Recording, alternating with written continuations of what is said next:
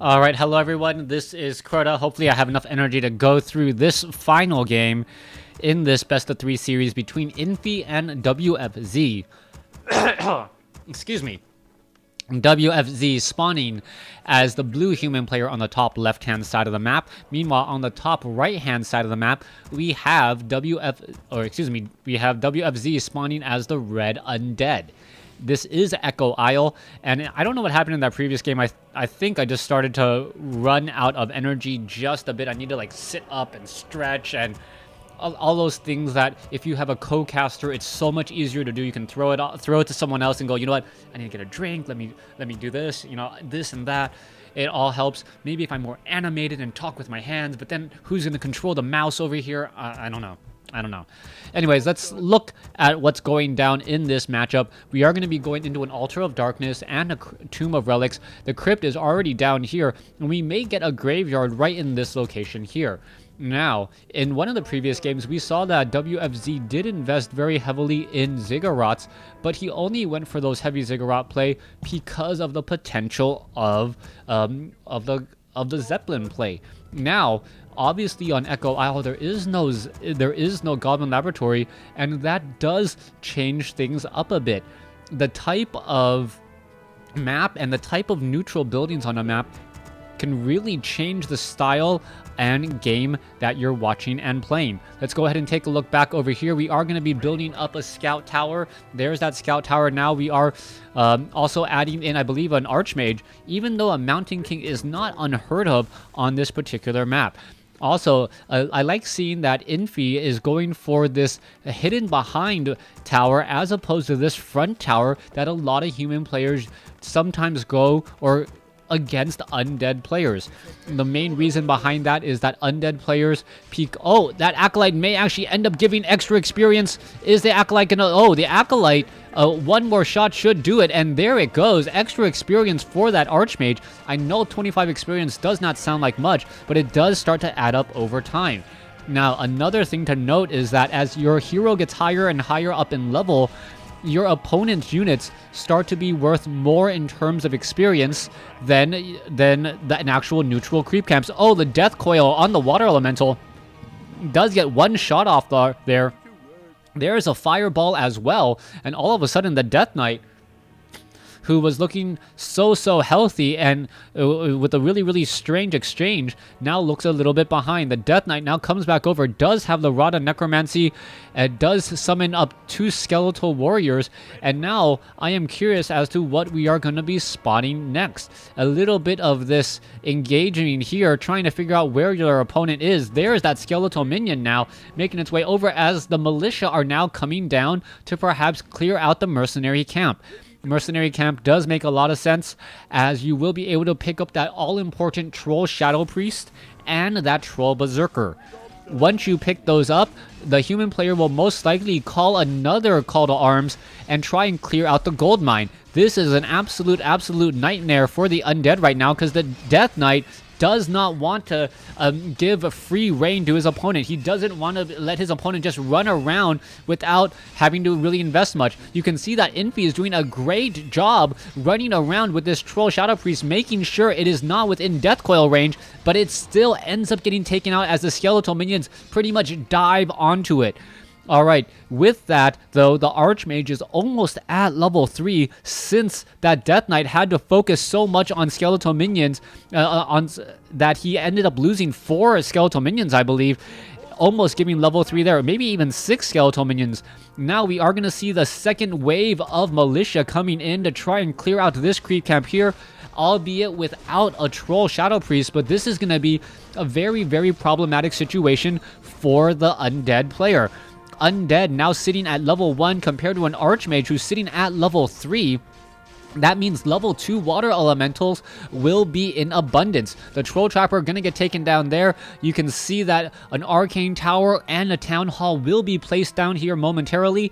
And now, because the Mercenary Camp and the Gold Mine has been crept out, he can easily make up for any sort of tech disadvantage by just spending gold and throwing money at the problem. Yes, I know throwing money at a problem is not generally the best thing to do, but in this situation, it actually works out fairly well, as the Death Knight may actually get a free footman here, almost down to 151 hit points, and it looks like the footman will be able to get away. Another skeletal minion could end up falling. No, going straight after the Troll Berserker, as the Archmage now comes in as well. The Death Knight cannot stick around on this fight, and we're going to see even more experience being fed to that Archmage. That Archmage getting experience slowly but surely, and that is just going to add up to be a bigger and bigger problem. Death Knight really venturing forth and really overcommitting to any sort of serious fight here. This is not a good place to be. This Arcane Tower looks like it will get canceled. There it goes. Not really much to write home about there, as the Death Knight, with a rather small army, has no serious pressure. Now, we are moving into the middle stages of this game. We are already going in the Black Citadel. There is the Altar of Darkness training up that Lich. There's that Slaughterhouse. And what is the undead player's response going to be? That is key. The Death Knight is now trying to make a bit of a play here. Are there actually any skeletons on the ground? And wow, somehow there are no more skeletons on the ground here at all, meaning the Death Knight cannot summon any skeletal minions, and that is actually a cause of concern, as this base will now be up and running with an Arcane Tower, and there's not much the undead player can do about it. WFZ now being forced to just try and creep and catch up. He has 2 levels to catch up, and he is currently losing or down 600 gold a minute to his opponent, who is sitting at 38 over 48. Meanwhile, WFZ himself is sitting at 30 over 40. Yes, he may be able to get up a stronger army in just a moment, but even if that happens, his opponent is going to have 14 gold a second compared to WFZ's 10 gold a second, up until WFZ himself goes into low upkeep. Death Knight now creeping out the rest of this creep camp here. Lich right behind. Let's take a look. The Black Citadel is nearing completion. We should be picking up an Orb of Corruption. And are we going to be perhaps picking up a third hero? Silence from a Dark Ranger is always very, very helpful. But the problem is that this Archmage can now be super aggressive with creeping. If this Archmage creeps out this creep camp and perhaps even this creep camp here, there's nothing that the undead player can do to get back into this game. No, he's actually going to be very, very gutsy and try to take... No, he's not going to go after that. Yeah, that would be very gutsy to try to take down the Mercenary camp, as the Mercenary camp is right outside the base of his opponent. If he had taken the opportunity to just try and clear out the Ogre Magi creep camp instead, he could have stolen this 5-3-3 creep camp and denied his opponent even more experience. Lich now sitting at level 1. Oh, let's take a look. A little bit of a split there as the 2 Archmages go in different directions. And it looks like this Archmage is going to go ahead and scout out. All right, Archmage. What is he going to pick up? Picks up a Potion of Lesser Invulnerability. And meanwhile, doing a little bit of scouting with an illusion. There is that Slaughterhouse. Double Slaughterhouse. Wow, that is not something I expected to see. We are going to be seeing very, very heavy Destroyer play. And the Destroyer play may actually be enough. The Troll Berserkers are the only things that are going to really be able to stop this. You can see that there are a whole bunch of guard towers coming up, but even then, guard towers themselves are actually weak and vulnerable to the attack of the Destroyer. It really boils down to who's going to be able to do enough damage, or who's going to be able to do more, as the Ghouls and the Footmen are now running inside here. Oh my goodness, WFZ, thinking that there was no chance of any sort of Zeppelin play, did not get any towers like we saw in the previous game, and now the only thing to really stop this attack on his base is this Destroyer and a couple of Crypt Fiends. Alright, the Acolytes are trying to all move back around. Let's see, the Destroyer should be overhead. Yes, there are some more Destroyers coming in, and this is actually going to give a lot of experience to the Death Knight and the Lich. Lich is going to be sitting at level 2 momentarily. The Footmen are just getting cleared out, but this is also a bit of a play, a bit of a gambit by the Archmage and Infi. Infi knowing that he cannot rely on what he currently has. He needs to get up some other units, and instead he's just going to be going into mass towers. All right, knowing and scouting out the double slaughterhouse was a big indication that said, hey, I cannot rely on footmen. Those footmen are actually just going to become more of a hindrance than a help here. What is going to be the follow-up play? Get rid of my footmen while actually dealing some damage, and then buy myself a little bit of time. That's exactly what we saw there as the destroyer now running all the way back. What's happening here? One water elemental. The destroyers are here as well. The destroyer getting in some easy damage onto a troll shadow priest, and we should be seeing some devour magic. This one destroyer backs off in time. Are we going to see a devour magic? Yes, there is another devour magic there, and a water elemental gets taken down very easily. A second water elemental will get taken down very easily, as well as this destroyer needs to back off. All right, there's another devour magic again, and you can see how much damage that these destroyers are able to deal. Level 3 on the Death Knight, level 2 on the Lich, some very, very good items, and now the Archmage is actually a little bit in trouble. 41 over 54 supply. He's going into this mass tower strategy. We'll probably be getting level 3 masonry upgrade as well, you can see, and now he's going to be going into workshops for most likely flying machines and flak cannons. He needs to get level 1 weapons upgrades on those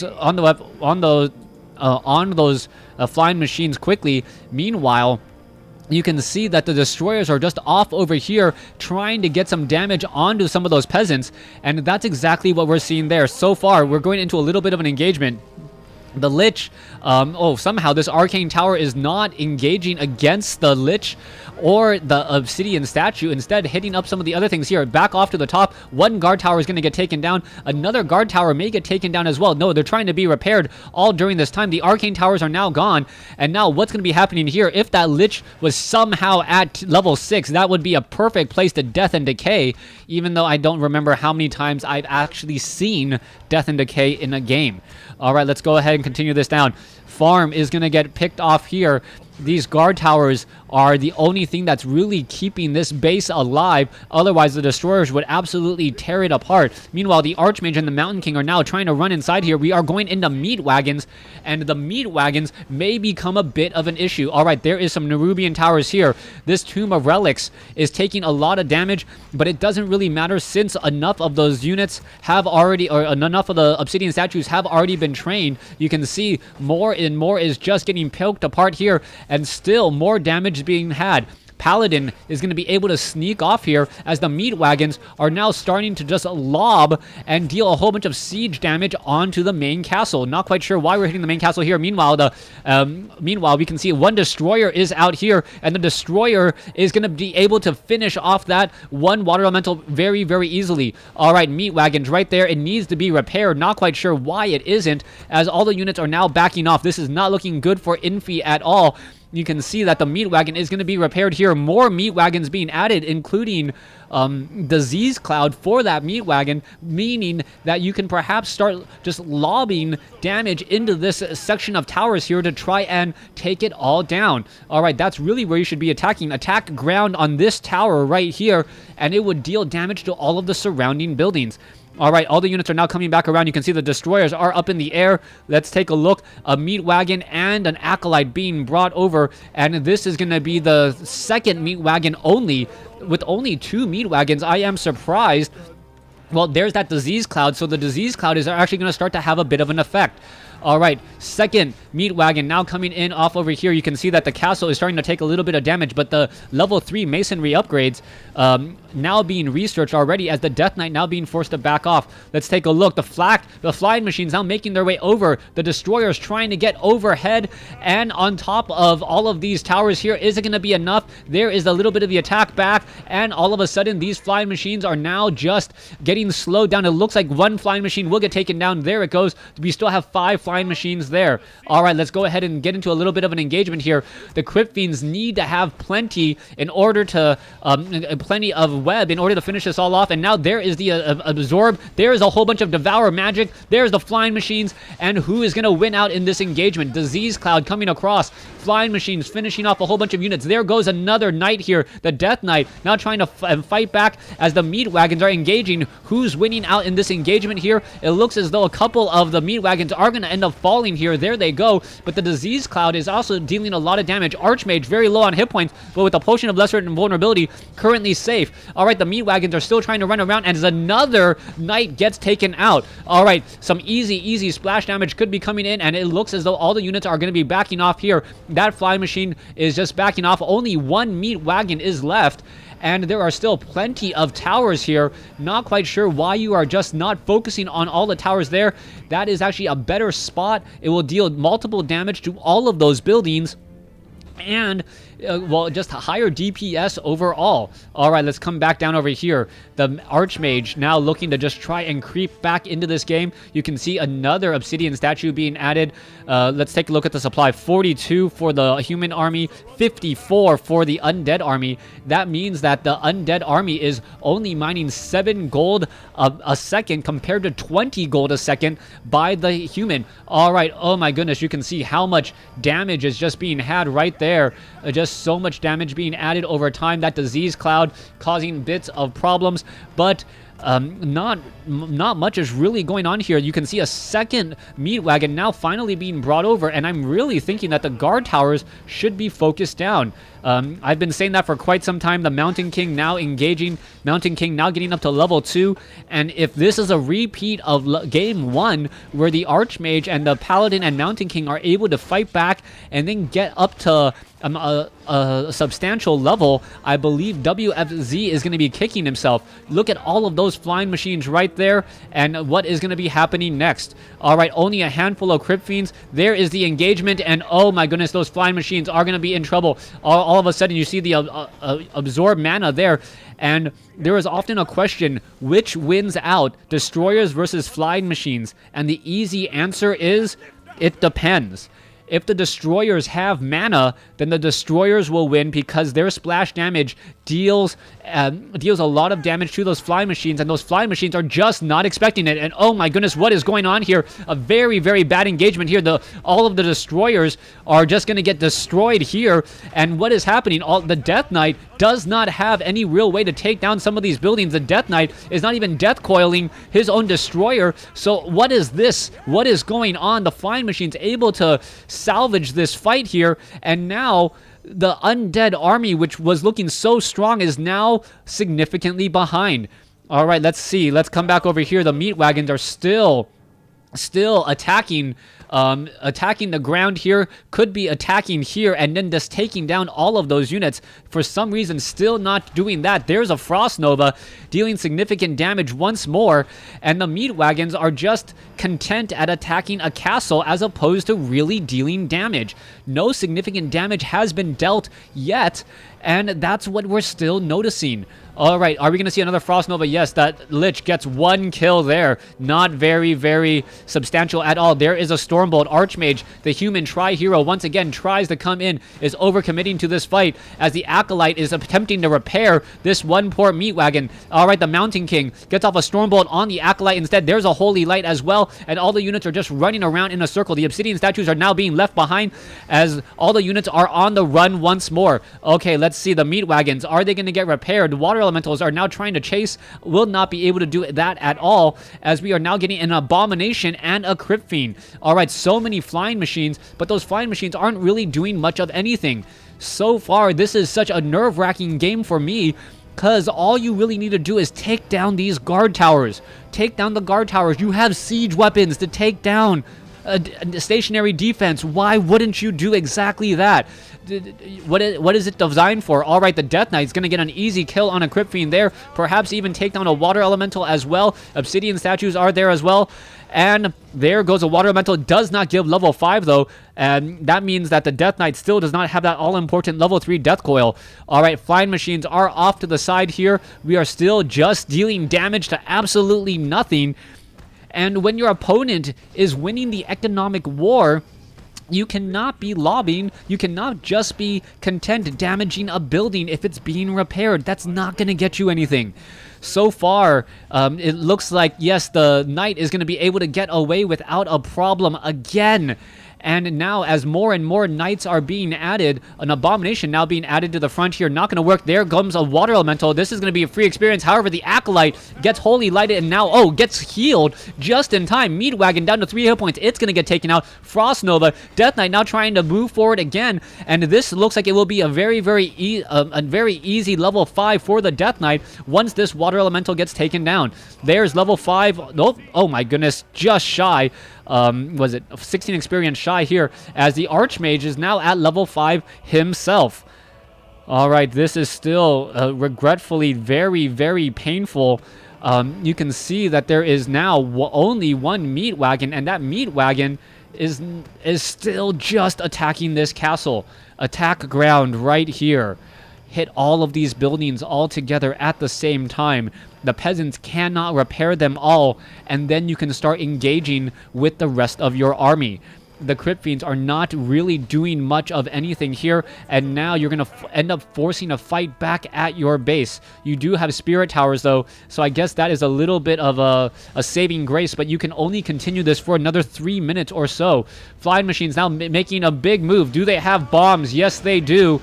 And now going after the Spirit Towers. You've given your opponent way too much time, and this is what I was concerned about. All of a sudden, your sieging for the past 5-7 minutes does absolutely nothing, and your opponent can come inside your base and wreck it in the matter of seconds. That's exactly what we're seeing here. All the acolytes had to be backed off, and now you lost your position. A very just poor decision making causing this game to go long. And WFZ, if he attacked, I gotta believe, you know what, as much as I am just a caster, I really think if he attacked ground here, dealing damage in an AoE spot against all of these guard towers, the peasants would not be able to repair it, and then push. That would have been enough. All right, let's come back around. Let's take a look. The obsidian statues now pulling back all together. There's what, the flying machines now dropping bombs. Mountain King now up to level 3, and this is a repeat of game number 1. And I gotta give a little bit of an advantage to the human player now, since the human player is gonna have a gold mine, while this gold mine is gonna be mined out in about 90 seconds. Death Knight still wandering around off over here. Paladin sitting at level 2, almost at level 3. Gonna get to level 3 off of this creep camp. And this is huge. Level 5, level 3, level 3. That is an absolutely huge difference. As the Lich is already at level 5, he can't really gain anything anymore by creeping. And yeah, that's just the problem. He cannot really gain that much more. A Dark Ranger now being added, but the Dark Ranger's not going to get any experience off of this fight. Neither will the Death Knight and the Lich. So clearing out that creep camp, all it gave you was a little bit of gold and maybe an item or two, and that is it. Alright, I would have even liked to see a panda in this situation, as Dark Ranger walks into the human army and somehow survives, gets a silence off on the Mountain King, and are we going to perhaps see a Frost Nova on that Mountain King? That is the key question. Nope. Oh, yep. Staff of Preservation or Sanctuary on both. Water Elemental may get taken down, especially with that -3 total armor. One more shot should do it, and I think the Death Knight did get a little bit of experience there. Yes, Dark Ranger got some experience as well. Archmage running around with flying machines and a knight there. Where are they going to be traveling to next? Both the Mountain King and the Paladin are all just back over here. It looks like that Mountain King will be able to escape finally. And are we going to perhaps see a bit of pressure onto an actual base? No meat wagons whatsoever for WFZ. We see abominations, we see Crypt Fiends, and we see statues, and that is it, as we are now going to be seeing a very heavy pressure here. All right, attempting to take down the Black Citadel. Black Citadel already down to 1,400, 1,300, 1,100 hit points. Yeah, how much damage can a Black Citadel take while I'm sneezing? Apparently quite a bit, as the Death Knight wanders in right now. It looks like it's going to get taken down here. All right, siege engines being used as well. There's the Scroll of Town portal, and we see that the human army is currently mining 100 gold a sec, or what, 1200 gold a minute right now, compared to his opponent, who is not mining any gold at all. Even by the time you start mining from this haunted gold mine, it is still going to take a significant amount of time to get there. All right, Lich, level 5, Dark Ranger, level 1. We need to see some incredible play by the undead player in order for anything good to happen for the undead player. The human player is sitting on a monstrous bank, 3,000 gold. That is a huge, huge bank. He can easily push on both bases at the same time. You lose this base, you lose all of your production capabilities. You lose this location, you lose any sort of mining, and you lose any sort of comeback factor. The flying machines can just lie here and wait, and that's all you really need. The Archmage does have a Scroll of Town Portal. Why not when you have 3,000 gold and you can back out at any moment? There is the rest of the army, the siege engines, knowing that they can just sit here and just deal damage all game long. Archmage now just trying to run back here, and what is this? They're just buying time. That's all they're really trying to do. If you buy time, let the flying machines make their way over. Why aren't they engaging? I'm not 100% sure. And that's all you really need to see happen. All right, there's one siege engine still off over here. The flying machines are not engaging, even though they know where the army is. That is quite a surprise. Why wouldn't you engage if you know that your opponent is not in a very good spot? All right, water elementals are there. All right, a couple of Crypt Fiends. It looks as though that water elemental will get taken down. Picking up some items from the marketplace.